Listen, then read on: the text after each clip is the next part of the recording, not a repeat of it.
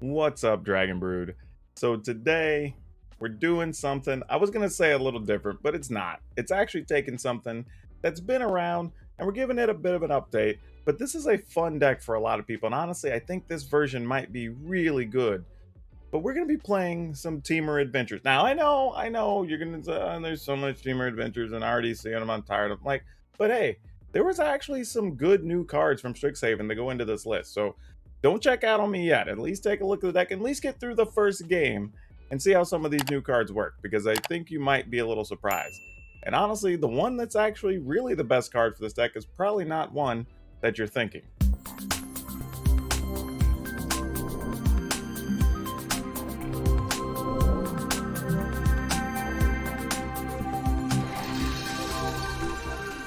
One more thing, y'all, before we get into the video, I do want to give a couple of quick shout outs. If you haven't checked them out, please go check out Cardsphere.com. They are a great place to buy and sell cards and get them at the price you want and sell them at the price you want, which is really cool. And the biggest thing is they are a very big supporter of several awesome people in the Magic content creation space.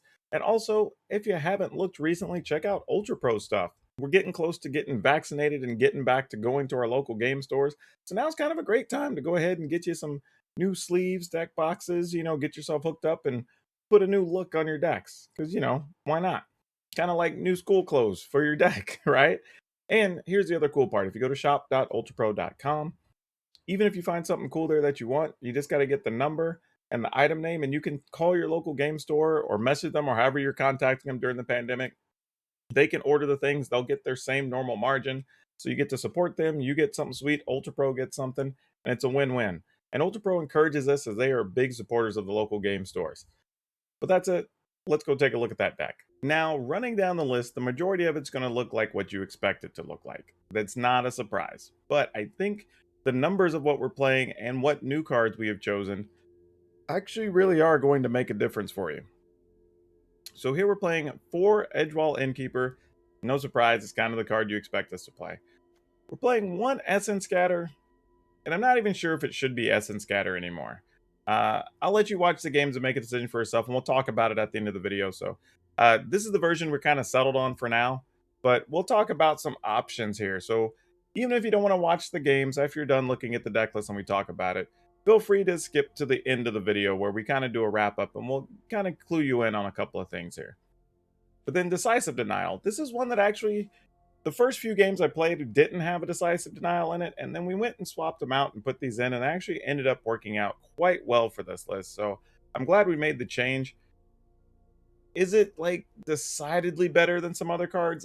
I don't know, but it definitely does a lot of the same things that other counters and things we would play in this slot would be likely to do. I'm playing 4 Brazen Borrower. No surprise there. This card's been very good, and it's obviously an adventure card. Bone Crusher Giant. Obviously, no surprises there. Same thing about Lovestruck Beast. The one thing I will say, though, is Lovestruck Beast is great with the Decisive Denial. So if you're looking for something you can actually play or fight without actually losing a creature, that's often going to be the thing you're looking for. Now this is the card. And I know it looks very inconspicuous, but this has honestly been one of the best cards in the deck for me. And that sounds crazy to say because when I started out playing it, it was like, really? Prismari Command? Like, this is going to be the thing? But no, it's the thing. like, like, honestly, I've had to talk myself out of playing a 4th copy. That's how good it's been. So, and the reason being is like the 2 damage really comes into play for a lot of situations. There's a lot of creatures you want to kill. It helps buy time against the mono white and the mono red decks. It's been good against both of those. Getting to destroy an artifact is good because you can take out Great Hinges, Ember Cleaves. I was gonna say Stonecoil Serpents, but that's protection for multicolor. Fortunately, I haven't had that happen yet. But it actually kills a lot of quality cards. I will say the part we use the most is the 2 damage and the treasure token. We actually aren't doing so much with the draw 2, discard 2, but I have used it at times where it's just like, man, I really just need to find a dragon, or I really need to find an epiphany. And it's helped us get there. So this is one of those times you're playing a command where all the parts really work. But honestly, getting that treasure token has been so good so many times. Both from setting yourself up to be able to cast, even a foretold epiphany or whatever, on turn 5 sometimes, but also letting you kind of follow up with the dragon and then get to do two things or one big thing after it or whatever. Like, so many little things it allows you to do. So this card's been very good for this list. We're playing one Galazeth Prismari. This is mostly, again, because it gives you a little bit of ramp, lets you get some mana back effectively for playing it, and then also gives you a 3/4 flyer, so you can still come over the top. Do we need the card? I don't know. I mean, could we play another Prismari command in its spot? Possibly, but I don't necessarily want to like trim too many more creatures. But I wouldn't be opposed to it. You know, if somebody really said like, hey, what if we took out Galazeth and want to do something? But I don't know. Again, we'll come back to this. And then we've got 4 Goldspan Dragon. This has kind of become one of the staples of the adventure decks. I was gonna say ramp decks, but it's not really what we're playing anymore. But it really is. I mean, just being able to, you know, creature finisher kind of over the top. And because it lets you get 2 mana when it's targeted or attacked, you have the ability to play, you know, a stomp or a petty theft or whatever off of it, which is just so good. Then Alrund's Epiphany. Not much to really say about this card. Getting the extra turns is nice. Getting the 1/1s is also nice. There's sometimes you're going to want to use it in your main phase. You can actually attack with the Bloodstruck Beast that your opponent wasn't planning on attacking. You know, so that's actually a big deal. And then we have a couple of one-ofs, or fun-ofs, as we like to say. Coma, which is going to just win some games on its own. And again, you can get to 7 mana fairly easily in this build thanks to the Prismari commands. But then we also have a Genesis Ultimatum. And, you know, the Ultimatum's not humongous in this deck, so it's only one of. It's possible it would be better being another Epiphany or another Coma, but I don't mind having it as a backup option, right? Being able to possibly find 2 or 3 things to get into play on the same turn when you're trying to get out of trouble. You know, get lucky and hit a couple of dragons and maybe can get in for max damage over the top. Like, there's a bunch of different situations that could be created. And I also have to admit, you know, even in those situations where if you do get some dragons and they're not lethal, you do get to generate a lot of mana off those attacks, so maybe you get to do a second thing. So who knows? But I do think it's okay having the one of right now. Then we have a couple of Shatter Skull Smashing, 2 of each basic. We're playing a Pile of the Pathways, Triumphs, and Fable Passage. So not anything real fancy in the mana there. Just doing what we got to do to get all of our colors. But other than that, let's go hop into the arena and watch some games. We get to go first. All right, well, this already feels better than what we had. Hell, I would have taken that last game for sure.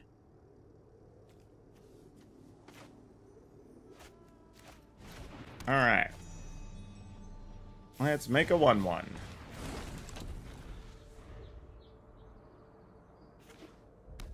Ooh, get to play against my red. Well, no blocks, because that just doesn't do anything. Actually, Prismari Command's actually good in this fight. Late game, you can get rid of Embercleave if they play one. You can shoot down an attacker, which is nice. You can get ahead on mana, which is good. Like, it does so many things in this fight. Like, this is the type of matchup where you really want that card. It's even good against mono white because you can get rid of their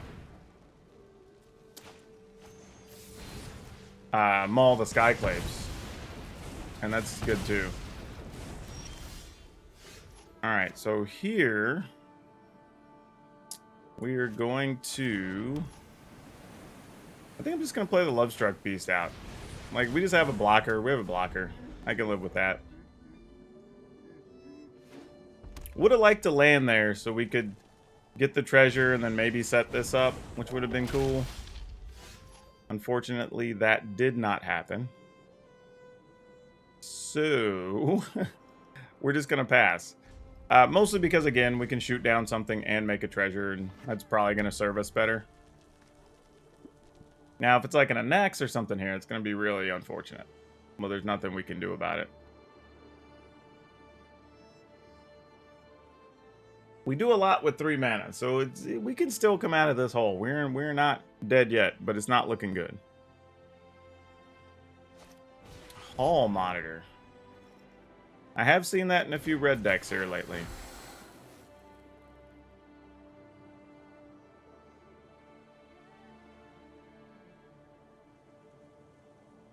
I mean, the other thing here, too, is if we get to kill something and make a treasure, if we draw a land, we can dragon, have mana up to bounce something, which wouldn't be the worst. Okay. Still kind of falls in line with what we were going to do. We have to take 4 here. Not our greatest feeling, but what else are we going to do about it? Take 4. Alright, deck, if we do this, we need you to draw land. Or else this plan's going to look real bad. Real bad. I mean, not the worst. We could just play Petty Theft from the Brazen Borrower straight up, but really would like some support. Untap land. Come on. Nope. No such luck. Well, then what do we do?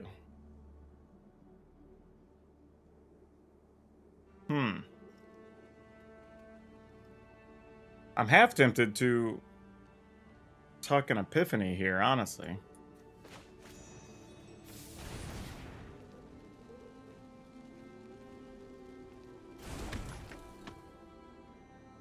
But at the same time, if the opponent could come in and just Embercleave against our Bonecrusher Giant, and that would be...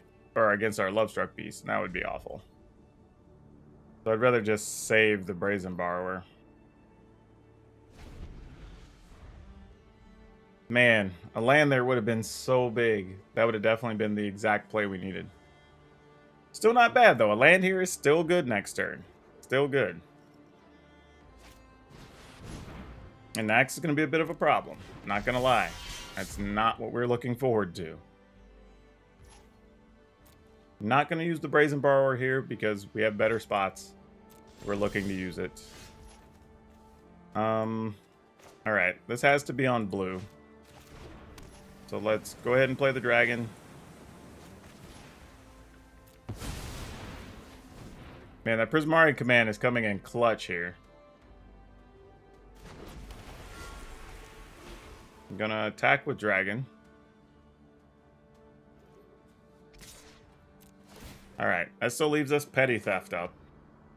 So we're not gonna die to Embercleave this turn under no circumstances.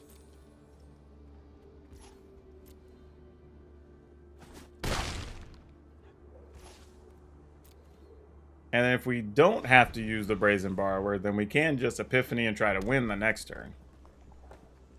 If we do, if we still draw an untapped land, we could still Epiphany and just see what happens after that. Alright, I'm going to assume this is an Embercleave turn, so let's... Well, how do I want to do this? If I think there's an Embercleave, and we're going to Epiphany next turn. I'm just trying to think, is there a way we could win if we don't block? Alright, so Embercleave's going to make the Anax a 5, would be make it a 6. So that'd be 12, so that's 16. We couldn't do that. Like, we have to block something. So we probably block Bonecrusher Giant, but then they just Embercleave that. But what if we block, then bounce the Embercleave? Or if we just block, opponent's at 11, right? So if we just block, we don't bounce anything. We take something less than 15. Oh, actually, you know what the problem is? They could also have a Rimrock Knight. That would suck. So we'd attack for 4. Next turn for 4, 5, 6. That's not going to be enough. Alright, well here's what we're going to do then. We're going to block like this. We know there's an Embercleave. It's just, is it Embercleave plus Rimrock Knight to force us to do something? Oh, and Infuriate. That falls in that same category. There's the Embercleave. Ah, see, that's what we were looking for. Alright. So, that's going to turn that into an 8, into a 9. So that'd be 18 minus 5. It's 13. We'd be at 12, at 2. We just can't. We just can't, sadly. It's too risky. And we don't have the cards in hand to win, even on back-to-back turns following an Epiphany. So, Oh, crap. I thought he'd already placed it. That's why I bounced it. I should have let it resolve. That's a mistake on my part. Just not paying attention to my cards correctly. Alright, well. We'll attack. Oh, that's actually going to be lethal anyway, because they're tapped out. So I guess it doesn't matter. It's going to go to 11, and then we're going to attack for exactly 11 this turn. Plus, we have the ability to Genesis Ultimatum on top of it, if we really want to. And then that's 11 exactly. Alright. Good game. Woo! Woo! Yeah. Sorry, I'm making all kinds of gross sounds there. I'm gonna keep. That was just me being unhappy with this hand. But it's not the worst. I mean, we do have 2 stomps we could use. We did draw a Prismari command, which is really nice. However, against Rakdos Sacrifice, this may not be the greatest thing. Well, we'll put this on blue, because we're going to need that sooner or later. We'll just pass. Let's see what the opponent's got going on here. Okay, that's not so bad. More Mire Tritons. Alright, load up the yard, see if they can find something. Okay, they did find an Ox of Agonis, but that looks to be about it. Don't hate it. I mean, we will just take our time loading their graveyard for them. Not that that's the worst thing. Okay, we found some more green and blue, so we got double green, double blue if we need it. Gonna slow roll this one in case we draw a dragon and want the double red. Let me go ahead and play this. Though Prismari Command's real nice. Really like that card as an addition to this list. Alright, let's see what we got. Oh, they're going to take 4 for that? I'm okay with that. 2 of their own and 2 from my guy? Totally down. Totally down. To force through 2 damage? Sure. Should have at least attacked first and see if I block. That would have been the biggest thing.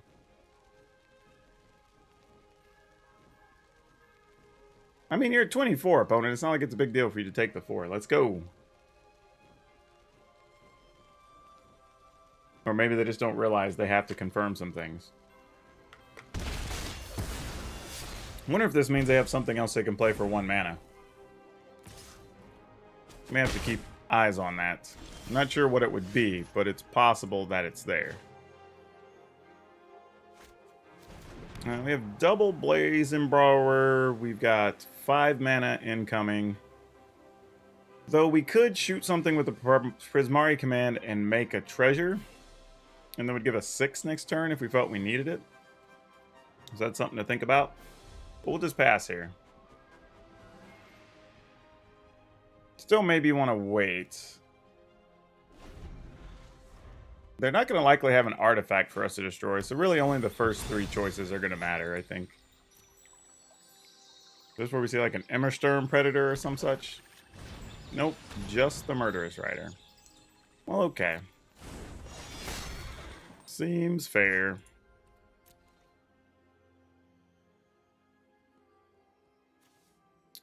Do we want to discard and draw then? That's the other question. So we shoot something for 2 here. I think I'm just going to make a treasure and set up for Coma.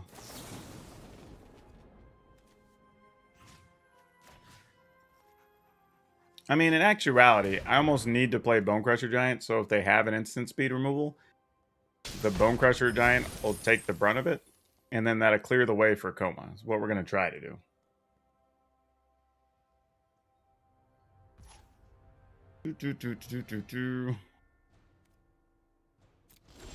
Alright, more Bonecrusher Giants. That's not what we're looking for.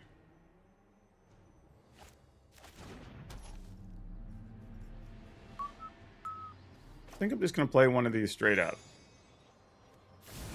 Mostly, like I said, because we're trying to get the opponent to kill a card, possibly. Like, that's what we want. We want the opponent to spend some mana, so hopefully we draw an untapped land and can use this Coma next turn. Because there is a window where you don't have creatures yet to sacrifice to make Coma indestructible. So you need to kind of get the opponent to use whatever they're going to use in that one small window. All right, they're doubling down on Bone Crushers. Oh no, they're doing that. Okay. That's the hard way to do it, but that's a good feeling. Let's hope they don't have a removal card then with that last thing. Though they would be able to use their Ox of Agonis to find something. That is a little unfortunate. But Ox... Okay, that's it. Come on, untap land. This is it. We can get the Coma. We did it. We did it. Pay all that mana.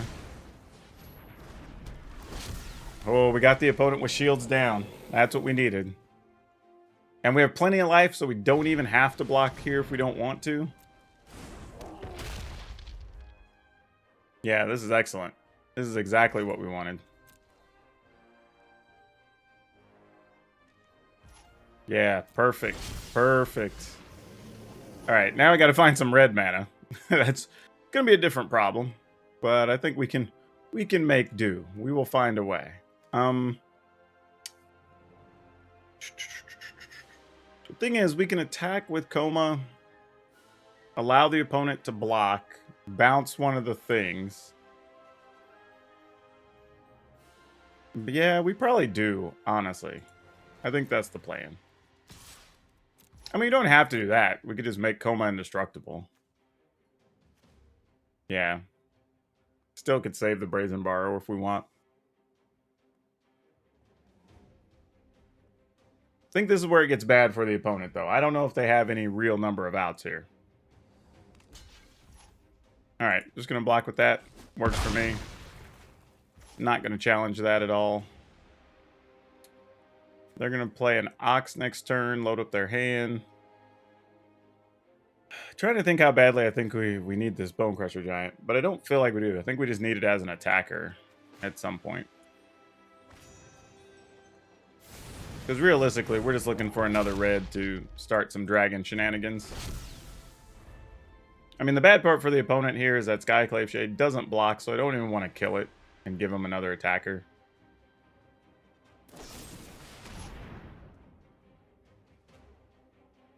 Why are they using that now?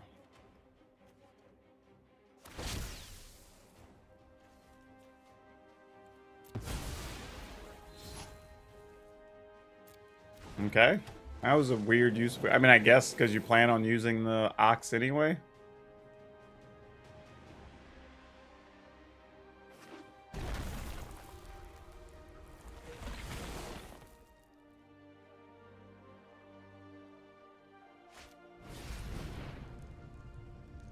Yep, get rid of a bunch of things, leaving them with 2 cards. Sounds good.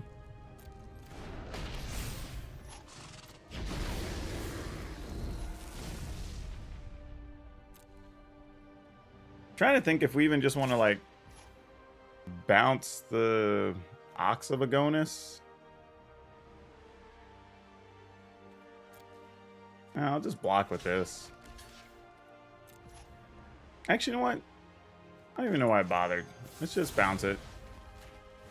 I can replay it, but they'll have to kick it or whatever. I'm fine with that. I mean, we're starting to reach the point of inevitability anyway. So this doesn't much matter. I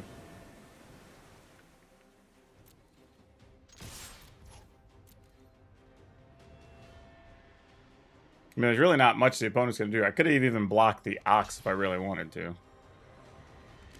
Or bounce the Ox, I should say.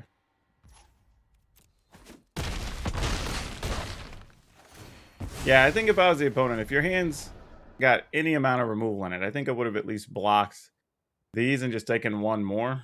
Because you're not really going to win a life race here anyway, unless you've find a way to get rid of Coma.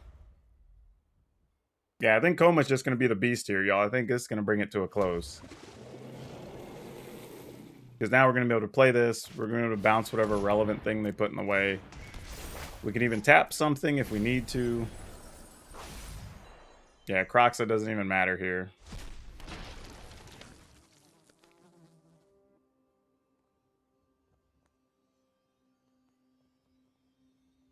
Yeah, this is it.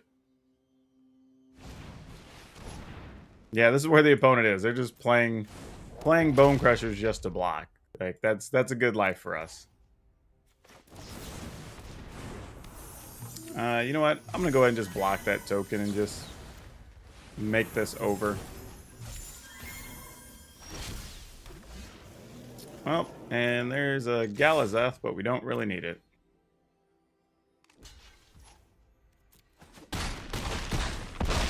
Yep, that'll do. That'll do. You know, I guess we'll keep this. I mean, Prismari Command doesn't do a whole lot in this matchup. But it could be interesting for helping us cast an Epiphany. Disdainful Stroke's probably going to be pretty useful. I'm going to go ahead and play the Innkeeper. Unless they just want to spot removal our Innkeeper on their turn 2. We'll probably be fine having it out there. And even if it dies, like, not much we could do about it. Our hand's pretty light here. And truthfully, I'd probably say if it wasn't for a Disdainful Stroke, I probably would have tossed this against Yorion, because this is not the best setup. But we'll see what the opponent's up to. Does anybody know what this is? Like, this field, this battlefield, it feels like we're on the back of a creature, and I don't know what creature it is or what creature type. Because you can see, like, the little legs and stuff moving on the sides. Not sure why it's got broken Hedrons on its back and stuff, but I mean, it's Zendikar, you know. Oh, opponent, come on. What are we doing? I'm just trying to entertain the people. Well, that and ladder up to Mythic, but you're making that road a lot slower, opponent. I do wonder sometimes how many people get free wins just because Arena's so quick that when you have to sit around for like 2-3 minutes, you could just disconnect and get another game. By the way, I saw Bad Boy Gaming talking about how he thought Arena was dying and it's on the decline and he's waiting longer to get opponents or whatever. And like, that hasn't been my experience. I just want to say, like, I've been getting opponents just as fast as normal. So I'm not really sure what he's dealing with, or maybe it's just like fewer people playing in the play queue because they're trying to actually rank and get stuff, possibly. I don't know. Just guessing, honestly. But yeah, I've not noticed any major change like that. Plus, there's been even more people playing Magic, not less, by every metric I can think of. Even among my retail friends and partners, they're all saying, like, they're all selling out of stuff, so... I don't know. Even when I hear people playing Historic and stuff, they all seem to be getting opponents just fine. So I'm truly confused by the statement. I don't know what's being affected, but you know, is what it is, I guess. I probably should have just went ahead and played the Ketria tapped, because like I know I'm not going to get to kill anything of theirs with this Prismari command. I'm probably only going to end up making a treasure with it, like in reality. I kind of know that. Like, even here, I'm tempted to shoot the opponent and just make the treasure, but, like, we're not really at 6 yet anyway, so I'll wait. See, now, next turn, this turn, we might do it. Unless they give us something to counter. With the Disdainful Stroke, which they might. They might try to, like, Binding of the Old Gods or something here.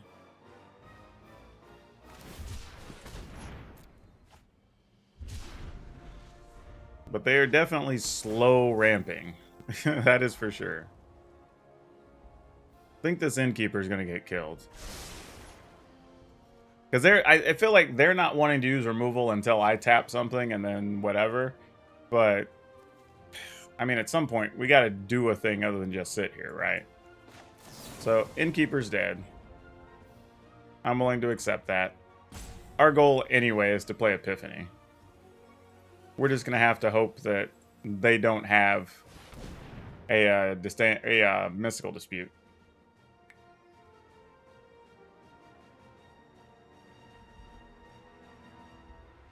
I mean, just kill our Innkeeper. We know you want to, opponent. Come on. But I don't know. Maybe they want to counter the Prismari command. I have no idea. Okay, they didn't do any of those things. So now I'm extremely confused. Because what else on earth would they be doing if they're not doing that?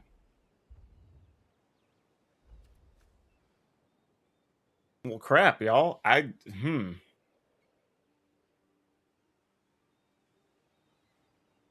confused now. I'm confused. They had a long pause. They chose not to kill our Innkeeper.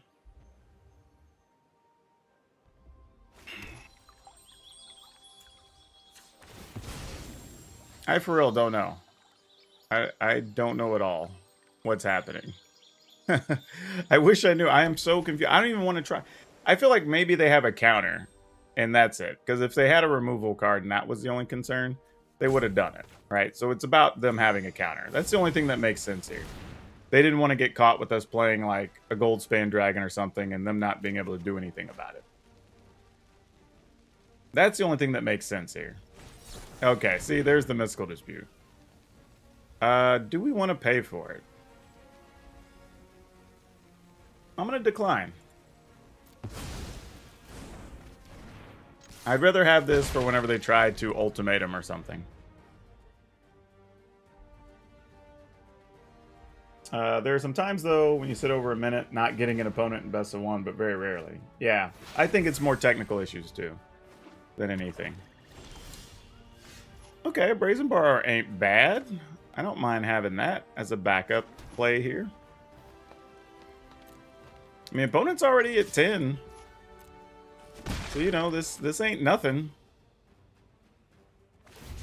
And they're cycling, so their hand's not the best.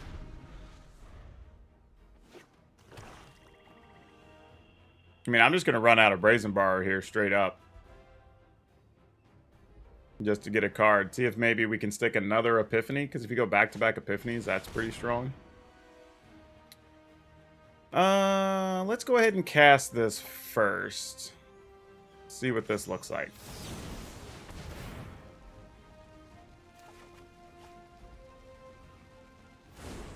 Two, 4, 6, 7. Opponent's at 10. They would go to 3. They would get 7 mana. Alright. We'll let them kill something. Interesting, they didn't try to kill the Brazen Borrower. I thought they would have. Maybe they just have another spot removal?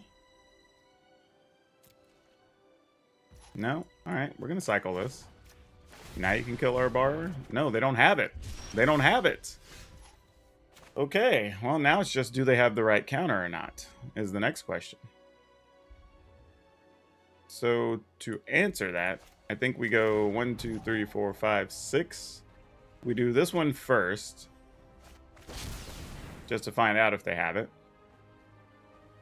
Okay, they did. Nothing wrong with that. And then we'll attack. And then I'm not going to foretell that since we have Disdainful Stroke. And we really just want to stop the ultimatum here. Because if they tap for ultimatum, with us having Epiphany, they're dead. Because we'll attack for 3 and then attack for 5. And they're only at 7.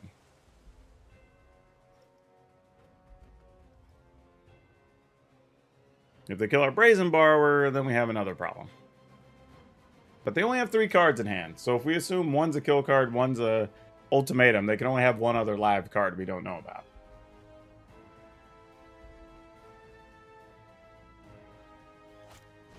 Shadow's Verdict. I think we still counter this just the same, right? They've already played a land tapped. So we attack for 3, Epiphany. Yeah, that still leads us to us winning the game. I'm okay with that. So that's exactly what we'll do. We'll attack. And then we'll go ahead and get our Epiphany on. And that's going to be lethal. Good thing, too, because we only drew a bunch of lands. Whew, got there.